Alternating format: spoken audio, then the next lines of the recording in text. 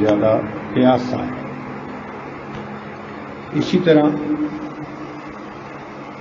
چاشت کا وقت دن کے تقریباً 10 بجے گرمی ذرا زیادہ ہونی شروع ہو جاتی ہے،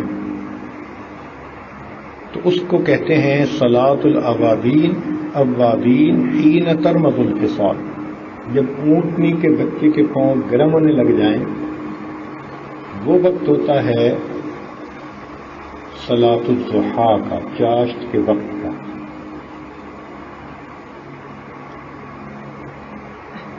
مسلم شریف کی ایک روایت ہے جس میں صحابہ کرام کہتے ہیں کہ شکونا الی رسول اللہ صلی اللہ علیہ وسلم الصلاۃ فی رمضان، کہ ہم نے دوپہر کے وقت جو ظہر کی نماز کے وقت گرمی تھی تو ہم نے اس کے بارے میں نبی علیہ الصلوۃ والسلام سے شکایت کی کہ بہت گرمی ہے آج کل۔ تو معنی کیا نکلا کہ شدت سختی کے بارے میں یہ لفظ استعمال ہوتا ہے۔ چنانچہ بندوں کے گناہوں کی وجہ سے ان پر جہنم کی آگ کی شدت اور سختی آنی تھی، اللہ تعالیٰ نے اس کے لیے رحمت کا بندوبست کر دیا، لہذا اس مہینے کا نام رمضان کا مہینہ رکھا گیا۔ وہ مہینہ جس میں انسان کے پورے سال کے گناہوں کی وجہ سے جو شدت اور سختی آنی تھی اس کو اللہ تعالیٰ نے اپنی رحمت سے معاف کرنے کا بہانہ بنا دیا۔ روزے کو صوم کہتے ہیں، اس کا لغوی معنی تو ہے رک جانا۔ صوم کا لغوی معنی رک جانا، باز آ جانا۔ جیسے بی بی مریم نے جب چپ ہونے کا ارادہ کر لیا تھا تو قوم کو کہا تھا انی نذرت للرحمن صوما، تو وہ خاموش رہنا اس سے مراد تھا۔ اسی طرح جو گھوڑا چلتے چلتے ٹھہر جائے، آگے نہ چلے، تو عرب لوگ اس کو صائم کہتے ہیں۔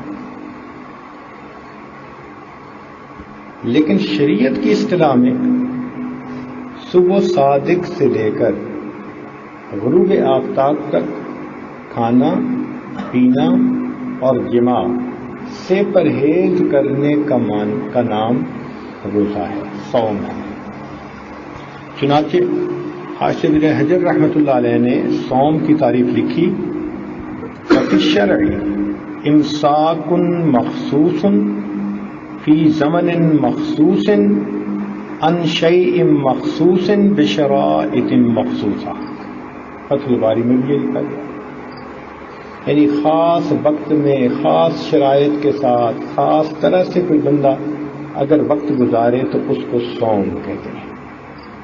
اب ایک بندہ نیت ہی نہ کرے اور ویسے ہی بھوکا رہے، یا اس کی نیت ہو کہ میرا وزن کم ہو جائے، جیسے آج کل بہت سارے لوگوں کو ڈائٹنگ کا شوق ہوتا ہے، تو اس کو روزہ نہیں کہیں گے، گو اس نے سارا دن بھوکا رہ کر گزارا۔ تو اس میں کچھ خاص شرائط ہیں جن کے ساتھ انسان کو اپنا وقت گزارنا پڑتا ہے۔ یہ مہینہ اللہ تعالیٰ کی طرف سے بڑی برکتوں اور رحمتوں کا مہینہ، چنانچہ اس کی پہلی رات میں جنت کے دروازے کھول دیے جاتے ہیں۔ چنانچہ قزوینی نے عجائب المخلوقات ایک کتاب لکھی، اس میں ایک عجیب بات لکھی۔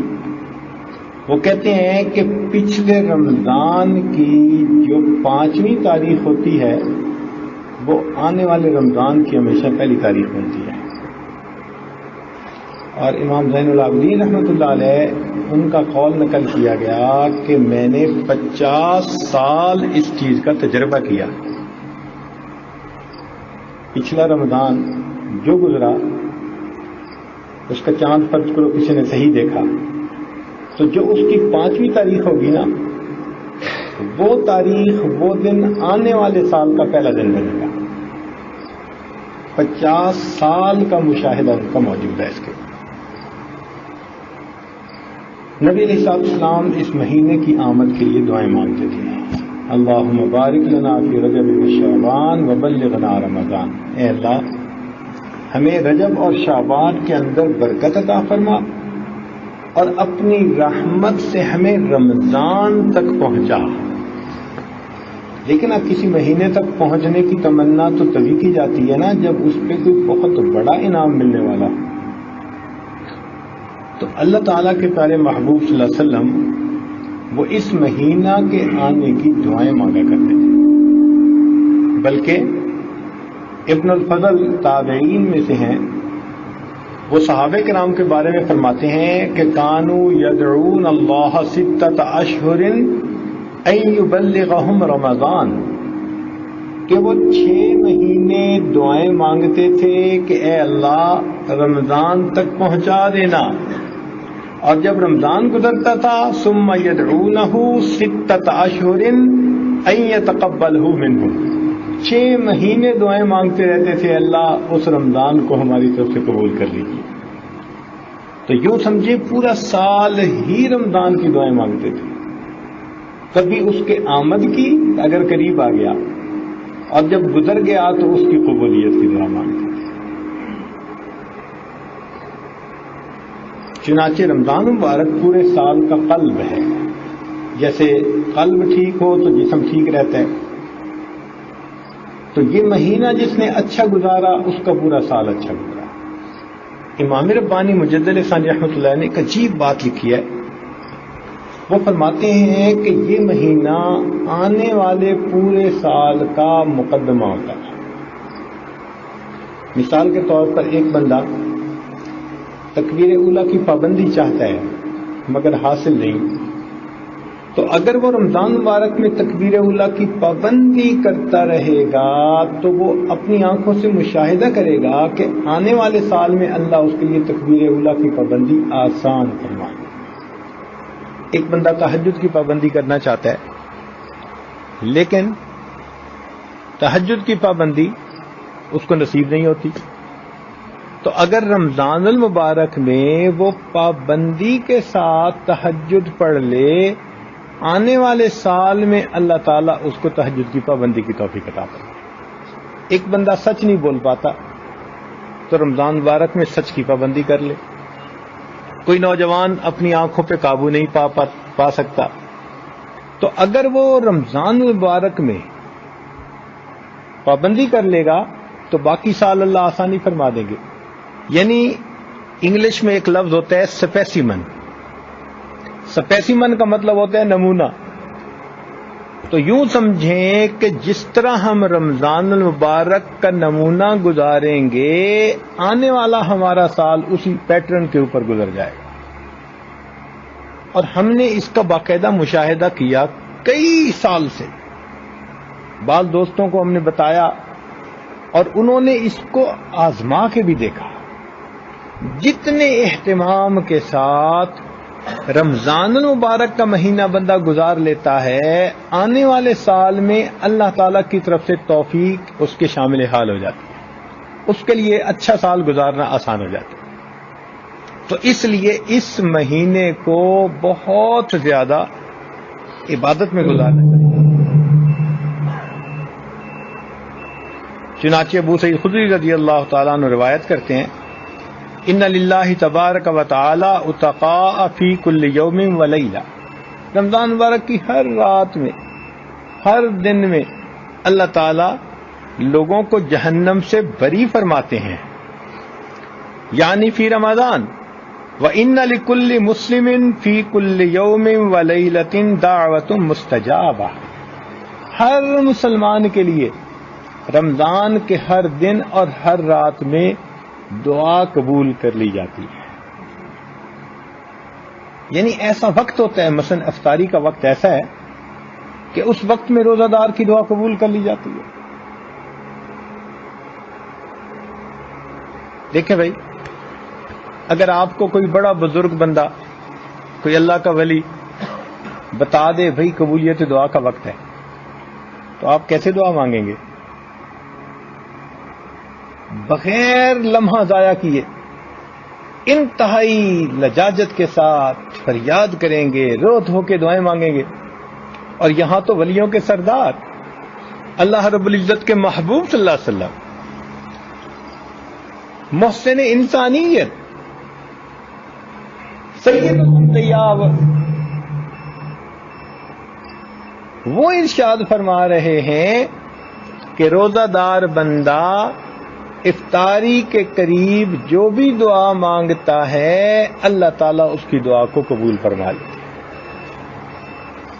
تو ہمیں بھئی افطاری کے وقت کیسے اہتمام سے دعا مانگنی چاہیے. مگر ہوتا کیا ہے، شیطان ہمارے نفس کو اتنا بگاڑ دیتا ہے کہ گو خود گرفتار ہو جاتا ہے. رمضان میں جو بڑے بڑے گرو ہوتے ہیں نا شیطان کے، ان سب کو اللہ تعالیٰ باندھ دیتے ہیں. اب وہ چھوٹے چھوٹے شتونگڑے رہ جاتے ہیں. اس کا مطلب ہے جو رمضان میں بھی سیدھا نہیں ہوتا اس کو شتونگڑوں نے ہی سیدھا نہیں ہونے دیا، چھوٹے چھوٹوں نے. اچھا کیا ہوتا ہے، عصر کا وقت شروع ہوا، بس اس کے بعد سے بس افطاری شروع ہو گئی. افطاری بنائی جا رہی ہے، مشورے دیے جا رہے ہیں، اس میں کباب بھی ہونے چاہیے، سموسے بھی ہونے چاہیے، پھل بھی ہونے چاہیے، فلاں بھی ہونا چاہیے. اور 10-15 منٹ پہلے دسترخوان پہ لگا کے بس اس کے انتظار میں بیٹھ جاتے ہیں. اتنی بھی توفیق نہیں کہ دعا ہی مانگ لیں. یہ لانا وہ لانا، یہ رہ گیا وہ رہ گیا، اور اسی میں وہ افطاری کا قیمتی وقت بندے کا گزر جاتا ہے. کرنا یہ چاہیے کہ وہ جو آخری آدھا گھنٹہ ہے افطاری کا، اس آدھے گھنٹے میں خوب توجہ اللہ کے ساتھ وقت گزاریں. ویسے ہمارے یہاں کا دستور بھی یہی ہے کہ مزدور جب مزدوری کرتا ہے نا تو پھر رخصت ہوتے ہوئے اس کو اس کی مزدوری دے دی جاتی ہے. تو جس بندے نے اللہ تعالیٰ کی خاطر سارا دن مزدوری کی، یہ جو بھوکا پیاسا رہنا ہے یہ بھی تو مزدوری ہے نا اللہ کی. جس پروردگار نے خود حکم دیا، شریعت کا حکم ہے کہ پسینہ خشک ہونے سے پہلے مزدوری دو، تو جس نے اللہ رب العزت کے لیے ایسا کیا تو اللہ تعالیٰ بھی تو ایسا ہی فرمائیں گے. چنانچہ افطاری کے وقت میں مومن بندے کی دعائیں قبول کر لی جاتی.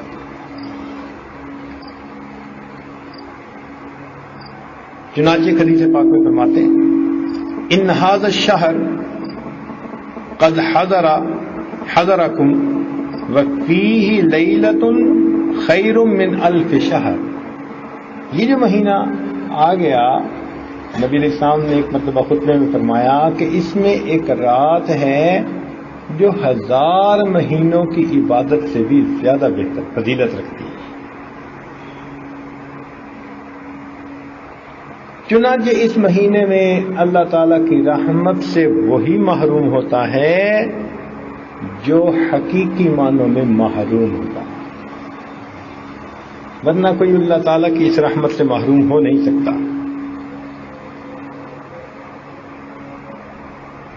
امام بخاری رحمۃ اللہ علیہ اپنی کتاب میں فرماتے ہیں کہ جنت کا ایک دروازہ ہے، اس کا نام ہی باب الریان ہے. اس میں سے ان لوگوں کو گزارا جائے گا جو دنیا میں روزہ دار رہتے تھے، ان کو بلایا جائے گا اور اس میں سے گزارا ہی ان کو جائے گا. یہ دنیا میں بھوکے پیاسے رہے اللہ کے لیے. ایک چھوٹی سی بات میں بتاتا ہوں کہ جب کوئی بندہ گھر بناتا ہے نا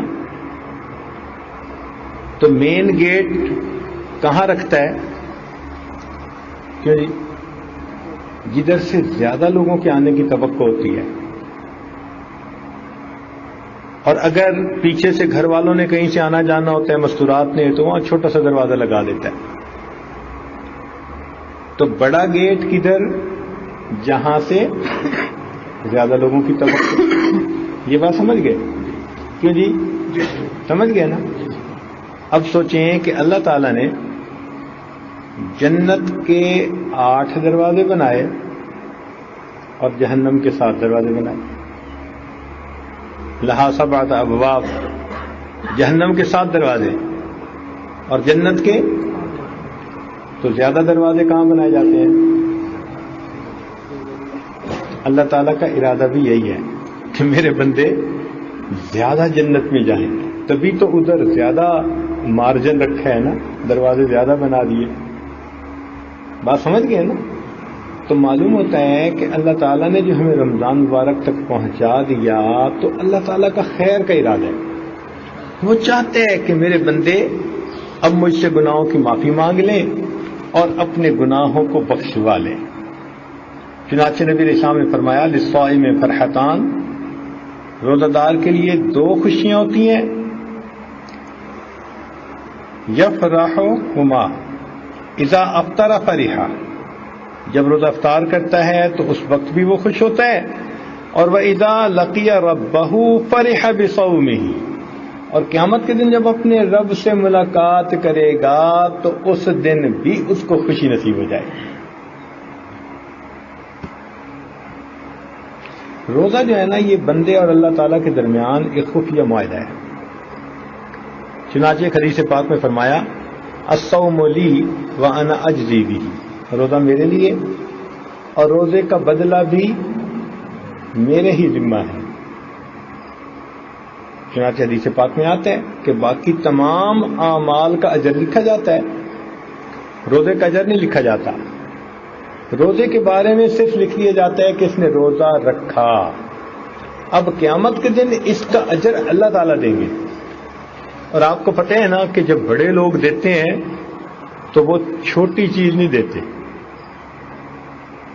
دیکھیں مجھ سے اگر کوئی مانگے نا تو میں فقیر آدمی اس کو 10 روپے دے دوں گا، لیکن اگر کوئی کسی امیر سے مانگے وہ 100 روپیہ دے دے گا، اور اگر کسی وزیر سے مانگے تو وہ 1000 روپیہ دے دے گا، اور ملک کے وزیر اعظم سے مانگے تو وہ 1 لاکھ بھی دے دے گا، اور کوئی سعودی عرب کے بادشاہ سے جا کے مانگے تو وہاں تو ملین چلتے ہیں ماشاء اللہ، وہ 10 لاکھ اور 20 لاکھ اور 30 لاکھ اس سے کر کے دیتے ہیں. تو معلوم ہوا کہ جتنا بڑا آدمی ہوتا ہے اتنا اس کی دین بھی بڑی ہوتی ہے. تو جب اجر اللہ تعالیٰ نے دینا ہوگا بھائی تو پھر اللہ تعالیٰ کی عطا بھی تو اللہ تعالیٰ کی شان کے بقدر ہوگی. پتہ نہیں وہ کتنا عطا فرمائے گا. بلکہ ہم نے تو یہ سنا ہے کہ بادشاہ لوگ جب انعام کسی کو دیتے ہیں نا تو صرف انعام ہی نہیں دیتے، انعام کے اٹھانے والے جانور بھی دیتے ہیں اور انعام کو گھر بھی پہنچا دیتے ہیں. جاؤ بھائی اس کے گھر انعام اتنا چھوڑ کے آؤ. اللہ. تو کتنی مزے کی بات ہے کہ روزے کا اجر اللہ تعالیٰ خود عطا فرمائیں گے. اور بعض محدثین نے فرمایا کہ الفاظ تو یہی ہیں مگر پڑھنے کی ترتیب میں فرق ہے. الصوم لی وانا اجزا بہ، روزہ میرے لیے اور اس کا بدلہ بھی میں آپ ہوں. کیا مطلب؟ کہ جو بندہ روزہ رکھتا ہے اس بندے کو اس کے سبب اللہ رب العزت کا قرب، اللہ کا وصل، اللہ تعالیٰ کی محبت نصیب ہوتا ہے، اللہ تعالیٰ کا مشاہدہ نصیب ہوتا ہے.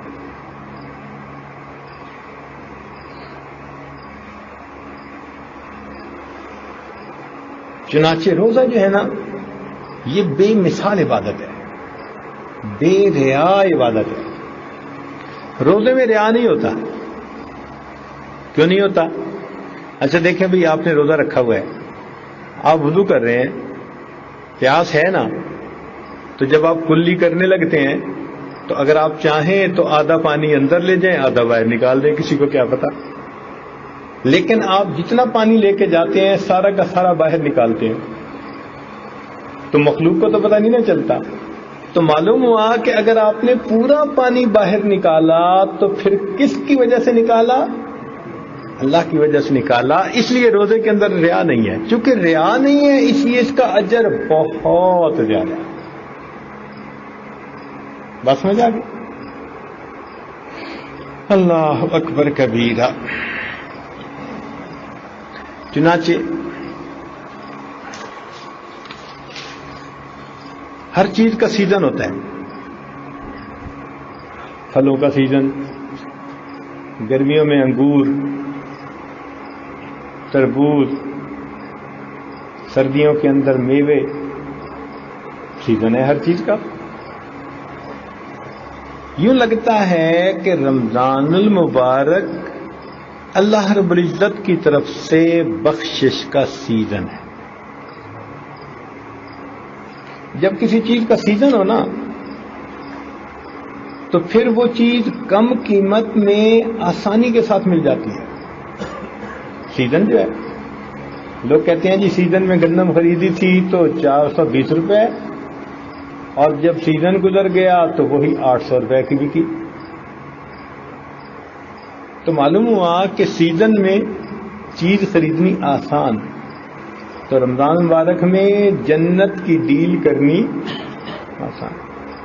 ویسے آج کل تو بڑے شہروں میں نا سیل لگتی ہے، میگا سیل اور لوٹ سیل اور پتہ نہیں کیا کیا، حتیٰ کہ جی کپڑے کی سیل، جوتے کی سیل، فلاں کی سیل۔ جب سیل لگتی ہے نا کسی چیز کو تو بڑی معمولی قیمت پہ بڑی اچھی چیزیں مل جاتی ہیں جی، سیل لگی ہوئی تھی۔ قرآن و حدیث پر اگر غور کیا جائے تو یوں محسوس ہوتا ہے اللہ رب العزت رمضان المبارک میں جنت کی سیل لگا دے۔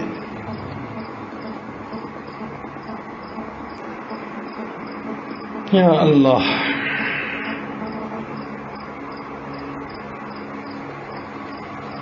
اچھا، ایک دو باتیں امام ربانی مجدد ثانی رحمۃ اللہ علیہ نے لکھی ہیں مکتوبات میں، مکتوبات مجددیہ میں، ذرا توجہ سے سن لینا۔ جیسے ایک وقت ہوتا ہے نا جب سحری ہوتی ہے تو دن کی روشنی کا آغاز ہو جاتا ہے، صبح صادق، ایسے ہی ہوتا ہے نا۔ پھر ایک وقت ہوتا ہے کہ جب سورج نکل آتا ہے۔ اسی طرح امام ربانی مجدد ثانی رحمۃ اللہ نے فرمایا کہ 15 شعبان کی رات اللہ تعالی کی طرف سے ان رحمتوں کے ایام کی صبح صادق شروع ہو جاتی ہے، اور پھر یہ روشنی بڑھتی رہتی ہے، نور بڑھتا رہتا ہے، حتیٰ کہ جب پہلی رمضان کا دن آتا ہے تو وہ سمجھیے کہ رحمت کا سورج طلوع ہو جاتا ہے۔ دوسری بات وہ یہ لکھتے ہیں کہ 15 شعبان کی رات بندے کے لیے بجٹ کی رات ہے، بجٹ بننا شروع ہو جاتا ہے۔ آئندہ سال اس بندے کا رزق کا کیا معاملہ ہوگا، رزق میں انسان کا مال، اس کی اولاد، اس کی صحت، اس کی بیوی، بچے، ہر چیز دنیا کی شامل ہے۔ تو وہ کہتے ہیں کہ یہ 15 شعبان سے انسان کا بجٹ بننا شروع ہو جاتا ہے، حتیٰ کہ پورا رمضان بنتا رہتا ہے، اور لیلۃ القدر میں یہ بجٹ انسانوں کا اللہ تعالیٰ فرشتوں کے حوالے فرما دیتے ہیں، تو آئندہ سال کے بجٹ کا فیصلہ ہوتا ہے۔ لہذا ان دنوں میں اگر ہم آئندہ سال کے بارے میں اللہ تعالیٰ سے خوب دعائیں مانگیں گے تو اللہ تعالیٰ کی طرف سے رحمتوں کا فیصلہ ہوگا۔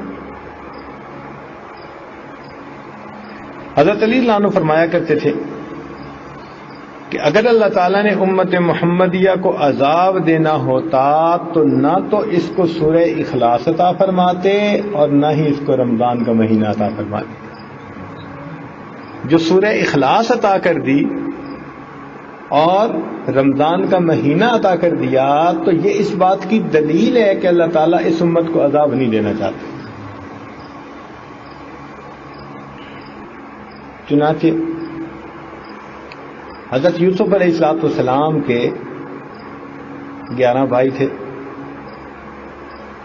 اس لیے انہوں نے کیا دیکھا تھا خواب، انی رأیت احد عشر کوکبا، 11 ستارے۔ تو کتنے ستارے دیکھے؟ تو 11 ستارے دیکھے۔ تو 11 بھائیوں کی غلطی معاف کس کی وجہ سے ہو گئی تھی؟ یوسف علیہ السلام کی وجہ سے۔ یوسف علیہ السلام نے معاف کر دیا تھا نا، پھر دعا مانگی تھی تو معاف ہو گئی غلطی۔ تو 11 بھائیوں کی غلطی کس کی وجہ سے معاف ہو گئی؟ ایک بھائی 12ویں کی وجہ سے۔